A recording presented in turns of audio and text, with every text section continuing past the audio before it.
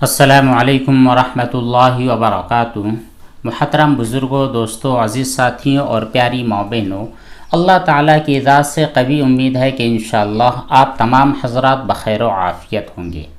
آپ اچھی طرح جانتے ہیں کہ ہمارے یہاں پر سوالات اور ان کے جوابات کا جو سلسلہ جاری ہے، اس میں بہت سارے احباب اپنی زندگی میں پیش آنے والے مسائل کے سلسلے میں سوالات کرتے ہیں، پوچھتے ہیں، کمنٹس کے ذریعے یا کبھی کال کے ذریعے یا میلز کے ذریعے۔ ہم اکثر و بیشتر سوالات کے جوابات انہیں اپنی جگہ ہی دے دیتے ہیں۔ بہت کم سوالات ایسے ہوتے ہیں جن کو ویڈیو کی شکل میں ایک بنا کر تحریر کر کے اور ویڈیو کی شکل میں پبلش کر کے ان تک پہنچایا جاتا ہے، تاکہ اس کے ذریعے وہ خود بھی فائدہ اٹھائیں اور جو لوگ دیکھنے والے ہیں، سامعین ہیں، اگر وہ اسے دیکھ لے تو انہیں بھی فائدہ حاصل ہو جائے۔ خیر، آج کی مجلس میں سب سے پہلا سوال کیا گیا ہے سمیر احمد صاحب کی جانب سے۔ یہ رہنے والے ہیں ناسک کے۔ کہتے یہ ہیں کہ ہمارے یہاں پر ایک مسجد کی تعمیر کرنی ہے، لیکن اس مسجد کی تعمیر کے لیے جو جگہ خریدنی ہے وہ جگہ 6 لاکھ روپے میں آ رہی ہے، لیکن مسجد کے پاس اتنا بڑا فنڈ نہیں ہے کہ وہ اس جگہ کو خرید سکے اور وہاں پر مسجد کی تعمیر کی جا سکے۔ ایک بھائی ہے جن کے پاس زکوٰۃ کی رقم ہے۔ اب ظاہر بات ہے زکوٰۃ کی رقم مسجد کی تعمیر کے لیے یا پھر مسجد کے لیے زمین خریدنے کے لیے نہیں دی جا سکتی، تو پھر کیا حیلہ اپنایا جائے؟ کس طریقے سے ہم اس 6 لاکھ روپے کو جو کہ زکوٰۃ والی رقم ہے مسجد میں ڈال سکتے ہیں اور مسجد کی زمین اس کے ذریعے خرید سکتے ہیں؟ دیکھیے سمیر صاحب، آپ نے جو چیز بتلائی ہے، زمین آپ کو جو خریدنی ہے، وہاں پر مسجد کی تعمیر کرنی ہے، تو ضروری ہے کہ وہاں پر جو بھی رقم آپ استعمال کریں وہ للہ نیت والی ہو، یعنی ایسی رقم ہو جس میں زکوٰۃ نہ ہو، جو صدقے والی نہ ہو، جو فطرے والی نہ ہو، جو نذر اور منت والی رقم نہ ہو، بلکہ وہ رقم جو آپ مسجد میں استعمال کر رہے ہیں وہ بالکل پاک صاف رقم ہونی چاہیے۔ وہ صرف اللہ تعالیٰ کی رضامندی کے لیے، اللہ تعالیٰ کی خوشنودی کے لیے جو رقم دی جاتی ہے وہی رقم آپ وہاں پر استعمال کریں۔ لیکن وہ صاحب جو 6 لاکھ روپیہ مسجد میں دینا چاہتے ہیں، اگر وہ اس طرح کا کوئی طریقہ اپنائیں کہ ایک آدمی جو کہ ابھی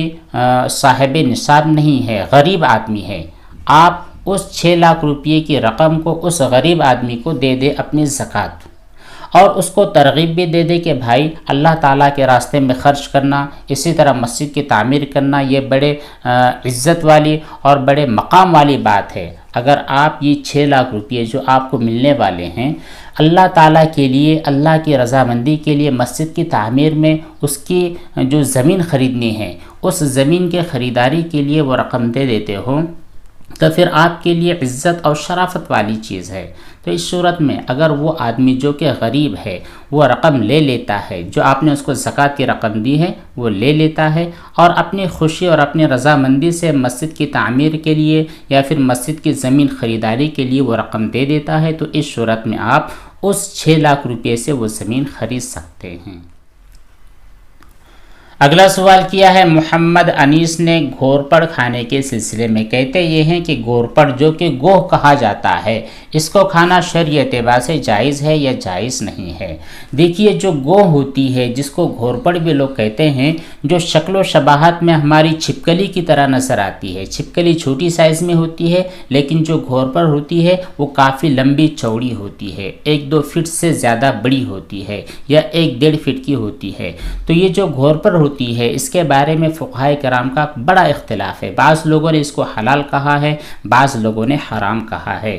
بہرحال ہمارے فقہائے احناف کے نزدیک گھورپڑ کا کھانا بالکل جائز نہیں ہے، آپ اسے نہیں کھا سکتے ہیں، اور اگر آپ کسی دوسرے امام کے متبع ہیں اور اگر آپ کسی دوسرے امام کو فالو کرتے ہیں تو اس صورت میں آپ اپنے متعلقین فقہاء سے، متعلقین مفتیان کرام سے آپ کے مسلک کے مطابق مسئلہ معلوم کر سکتے ہیں۔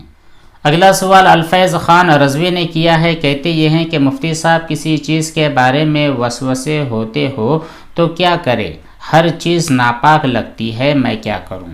دیکھیے آپ کو پہلی چیز تو یہ ہے کہ خواہ کسی بھی چیز کے بارے میں شک، وہم اور وسوسے میں پڑنا نہیں ہے، جو چیز ریئل حالت میں ریئل کنڈیشن میں آپ کے سامنے ہے بس اسی کے پر فوکس کریں اور وہ چیز جو آپ کے سامنے ہے اسی کے مطابق عمل کریں۔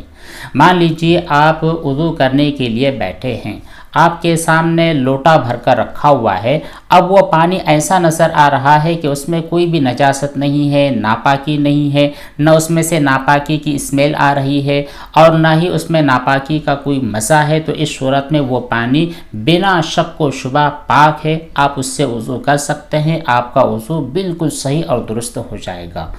تو ایسی ہی تمام چیزوں پر آپ اپلائی کریں، جو بھی کام آپ کرنے چاہ رہے ہیں، جب تک اس چیز کے اوپر یا پھر وہ سامان جو آپ استعمال کرنے جا رہے ہیں اس پر نجاست اور ناپاکی کا کوئی اثر نہ ہو تو خامخواہ آپ اس کو ناپاک اور خامخواہ اس کو نجس اور غلیظ نہ سمجھیں۔ ہر چیز پاک ہوتی ہے، ہاں جب نجاست اور ناپاکی کا یقین ہونے لگے۔ اور نجاست ناپاکی کا یقین کیسے ہوگا؟ جب تک کسی چیز میں ناپاکی کا رنگ، بو اور مزہ شامل نہ ہو تب تک وہ چیز ناپاک نہیں ہوتی ہے، اس چیز کے اوپر آپ یقین رکھیں۔ مردہ بچہ پیدا ہوا ہے تو اس کی نماز جنازہ اور کفن دفن کے سلسلے میں کیا حکم ہے؟ محمد سمیر پونا سے۔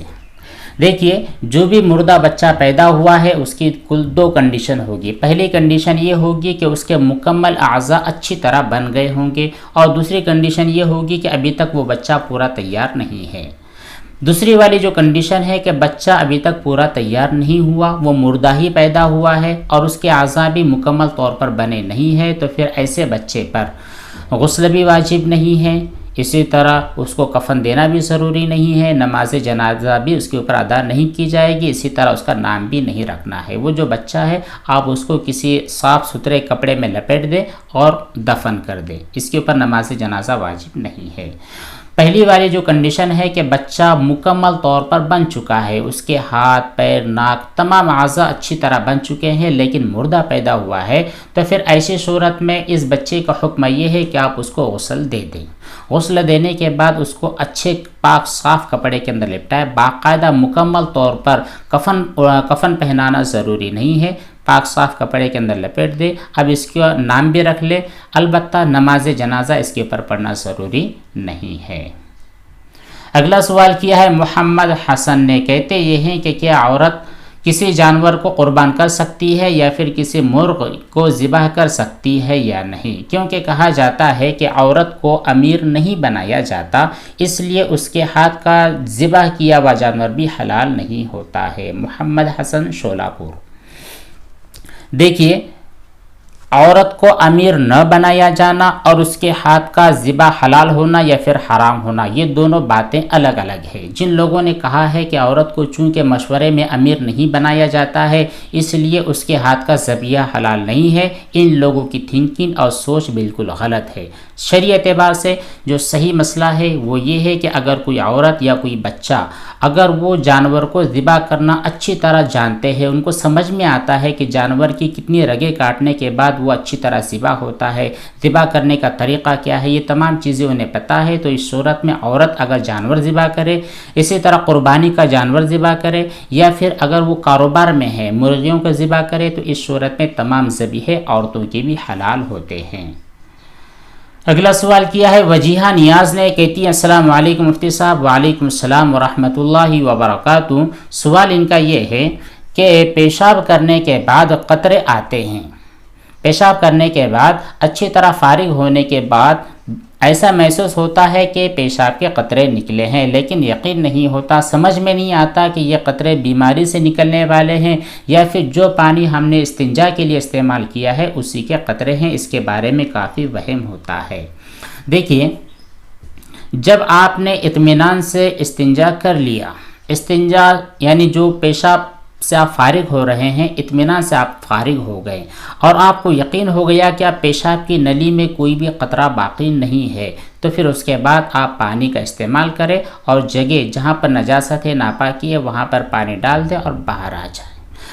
اب اس کے بعد جب آپ کو یقینی طور پر پتہ چل جائے کہ پیشاب کا قطرہ ہی نکلا ہے، تو اس صورت میں اس کو پیشاب کا قطرہ سمجھا جائے گا اور اگر پیشاب کا قطرہ نہیں ہے بلکہ آپ یوں ہی وہم میں پڑے ہیں کہ شاید چونکہ آپ نے پانی کا استعمال کیا ہے تو ظاہر بات ہے وہ پانی کے قطرہ شرمگاہ پر بھی لگے ہیں، اور جس وقت آپ نے اپنے کپڑے پہن لیے ہیں تو پھر وہ جو گیلا پن ہے آپ کے کپڑوں کو بھی لگ جاتا ہے، آپ کی رانوں کو بھی لگ جاتا ہے، اور جسم کے دوسرے حصوں پر بھی لگ جاتا ہے۔ تو جو یوں ہی شک ہوگا تو آپ شک کے اندر بالکل نہ پڑیں۔ عام طور پر وہ پانی جو استنجا کے لیے استعمال کیا جاتا ہے وہی پانی ہوتا ہے، اور وہ پانی ناپاک نہیں ہے، کیونکہ ناپاکی آپ نے ختم کر دی ہے، اور ناپاکی کے ختم ہونے کے بعد جو بعد میں پانی ڈالا ہے وہ پانی کے قطرے آپ کے اظہار میں یا پھر بدن وغیرہ پر لگے ہیں۔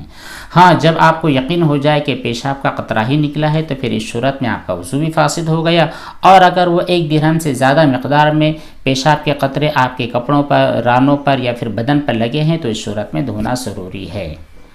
ایم صاحب کہتے ہیں السلام علیکم مفتی صاحب۔ وعلیکم السلام ورحمۃ اللہ وبرکاتہ۔ میرا سوال یہ ہے کہ جب رات میں سوتا ہوں تو پھر بلینکٹ اوڑھ کر سو جاتا ہوں، کبھی کبھی احتلام ہو جاتا ہے مگر پتہ نہیں چل پاتا ہے کہ بلینکٹ کو نجاست لگی ہے احتلام والی یا پھر نہیں لگی ہے۔ میں بہت زیادہ کنفیوز ہو جاتا ہوں، اس صورت میں بتلائے کہ کیا پھر میرا بلینکٹ بھی دھونا ضروری ہے یا بلینکٹ دھونا ضروری نہیں ہے۔ دیکھیے، جس وقت آپ نیند سے بیدار ہوئے اور آپ کو اچھی طرح یقین ہے کہ آپ کو احتلام ہوا ہے، نجاست خارج ہوئی ہے، تو جن جن جگہوں پر نجاست لگی ہے آپ کو یقینی طور پر سمجھ میں آ رہا ہے کہ آپ کے بدن پر لگی ہے، آپ کے انڈر گارمنٹس پر لگی ہے، یا پھر جو چادر یا بلینکٹ آپ نے اوڑھ رکھی ہے اس پر لگی ہے، صوفے پر جس پر آپ سوئے ہیں وہاں پر لگی ہے، اس پر کوئی بیڈ شیٹ بچھی تھی اس پر لگی ہے، تو جہاں جہاں نجاست لگنے کا یقین ہے تبھی ان تمام چیزوں کو دھونا ضروری ہوتا ہے۔ خواہ آپ کو شک ہو رہا ہے کہ شاید لحاف پر لگی ہے، شاید چادر پر لگی ہے، شاید فلاں جگہ لگی ہے، تو پھر اس وہم کی وجہ سے کوئی بھی چیز ناپاک نہیں ہوگی، مگر یہ کہ آپ کسی جگہ پر نجاست دیکھ لیں، آپ کو پتہ چل رہا ہے کہ میرا لحاف ہے، اس کے اوپر نجاست کا اور منی کا قطرہ لگا ہے، تو پھر اس صورت میں ظاہر بات ہے نجاست وہاں پر لگی ہے اور آپ کو وہ دھونا ہے۔ تو بہرحال آپ کا جو سوال ہے اس میں آپ خیال کریں کہ جس چیز پر یقینی طور پر نجاست لگی ہے بس وہی چیز دھونا ضروری ہے اور وہی چیز ناپاک ہے۔ اگلا سوال محمد عمران نے کیا ہے، کہتے یہ ہے کہ ہمارے خاندان میں ایک بچی کی ولادت ہوئی ہے، اس کے والدین اس کا نام رزینہ RAZINA رزینہ نام رکھنا چاہتے ہیں، تو رزینہ نام رکھنا شرعی اعتبار سے جائز ہے یا جائز نہیں ہے، اور اس کے معنی کیا ہیں؟ دیکھیے محمد عمران صاحب، آپ کے یہاں پر جو بچی پیدا ہوئی ہے بہتر یہ ہے کہ آپ اس بچی کا نام صحابیات کے ناموں میں سے کسی کے نام پر رکھیں، یہ بڑی برکت والے نام ہوتے ہیں۔ اور اگر آپ اپنی بچی کا نام رزینہ رکھنا چاہتے ہیں RAZINA تو رزینہ بھی رکھ سکتے ہیں، اس کے معنی ہوتے ہیں سنجیدہ خاتون، باوقار اور باوزن اور قابل عزت خاتون، تو یہ نام بھی اچھا ہے، اس کے معنی بھی بہرحال اچھے ہیں۔ اگر آپ رزینہ رکھنا چاہتے ہیں تب بھی کوئی حرج نہیں ہے۔ اگلا میسج تحریر کیا ہے تسلیم نے، کہتے ہیں السلام علیکم مفتی صاحب۔ وعلیکم السلام ورحمۃ اللہ وبرکاتہ۔ دعا کریں، میرے سر میں بہت زیادہ درد ہوتا ہے، اللہ تبارک و تعالیٰ سے دعا ہے کہ اللہ تعالیٰ آپ کو شفائے کاملہ دائمہ عاجلہ مستمرہ نصیب فرمائے۔ آپ 5 اوقات کی نمازوں کی پابندی کریں، ہر نماز کے بعد سر پر ہاتھ رکھ کر یا قویو یا قویو یا قویو 11 مرتبہ پڑھیں۔ اسی طرح جب بھی آپ کو محسوس ہو کہ آپ کے سر میں بہت زیادہ درد ہو رہا ہے تو اس وقت آپ ایک چھوٹی سی دعا ہے، بسم اللہ الکبیر نعوذ باللہ العظیم من شر عرق النعار ومن شر حر النار، یہ چھوٹی سی دعا ہے، اس کو پڑھ لے، پانی پر دم کر لے اور پی لے، اور ہاتھ پر دم کر کے اپنے سر پر پھیر لے، انشاءاللہ درد سر غائب ہو جائے گا۔ آلمونڈ ٹی وی، ان کا سوال ہے السلام علیکم مفتی صاحب۔ وعلیکم السلام ورحمۃ اللہ وبرکاتہ۔ اگر بچے کے پیشاب والے کپڑے ایک دفعہ پانی سے اچھی طرح دھو کر ٹب میں سے دھول کر نکال لے اور فرش پر رکھ دے، پھر بعد میں وہ جو گیلا کپڑا تھا اس کو اٹھا کر تار پر سکھا دیا ہے اور وہ زمین جہاں پر وہ کپڑے رکھے گئے تھے وہ سوکھ گئی ہے، تو کیا وہ فرش پاک ہو جائے گا؟ اور اگر گیلے فرش پر پیر گر گئے ہیں تو پیر ناپاک ہو جائیں گے، چپل ناپاک ہو جائے گی؟ دیکھیے، جو گندے کپڑے ہوتے ہیں، نجس والے کپڑے ہوتے ہیں، تو ان کو باقاعدہ پراپر طریقے پہ دھونا ضروری ہے۔ وہ جو بچے کے کپڑے، پیشاب کے کپڑے ہیں، آپ نے یوں ہی ایک مرتبہ پانی میں ڈال کر سکھا دیا ہے تو ظاہر بات ہے وہ کپڑے پاک نہیں ہوں گے۔ پہلی فرصت میں آپ کے لیے ضروری ہے کہ ایسی نجاست جو کہ آنکھوں سے نظر آنے والی نہیں ہوتی ہے اس کو 3 مرتبہ دھونا ہوتا ہے، ہر مرتبہ اچھی طرح نچوڑنا ہوتا ہے۔ تو آپ نے چونکہ ایک مرتبہ دھویا ہے اور اس کو زمین پر رکھ دیا ہے تو ابھی تک وہ کپڑا پاک نہیں ہے، اس میں سے جو پانی ٹپک رہا ہے وہ بھی ناپاک ہے۔ اگر وہ فرش پر گرا ہے اور زمین گیلی ہے، آپ اس گیلی زمین پر پیدل چلے ہیں یا پھر چپل کو لے کر وہاں پر چلے ہیں، وہ جو تری آپ کے پیر میں یا چپل میں لگی ہے اس کی وجہ سے آپ کا پیر اور چپل کے نیچے والا حصہ ناپاک ہے، اس کو دھو لیں۔ یہ تھے چند سوالات اور ان کے جوابات جو آپ کی خدمت میں پیش کیے گئے ہیں۔ اللہ تبارک و تعالیٰ سے دعا ہے کہ ہم تمام کو عمل صالح کی توفیق عطا فرمائے، آمین۔ والسلام علیکم ورحمۃ اللہ وبرکاتہ۔